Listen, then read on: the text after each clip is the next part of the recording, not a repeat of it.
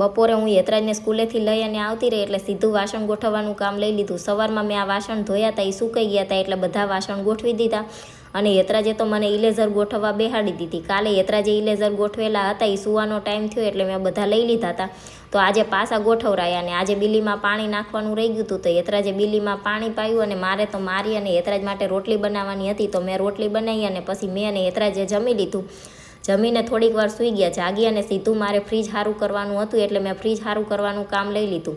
Fridge સારું થઈ ગયું એટલે થોડીક વાર એને ખુલ્લું એમનામ રહેવા દેવાનું હતું. તો મેં ફ્રીજને કોરું કરવા માટે મૂકી દીધું. અને મારે તો પાત્રા બનાવવાના હતા એટલે મેં પાત્રાના પાન જે હતા એ બધા ધોઈ અને કોરા થવા મૂકી દીધા હતા. અને એમાંથી બધી રગું કાઢી નાખી હતી. ચણાના લોટનું બેટર બનાવી અને બધા જે અળવીના પાન હતા એમાં મેં ચણાનો લોટ સરખો ચોપડી દીધો અને ગોળ ગોળ રાઉન્ડ કરી નાખ્યા.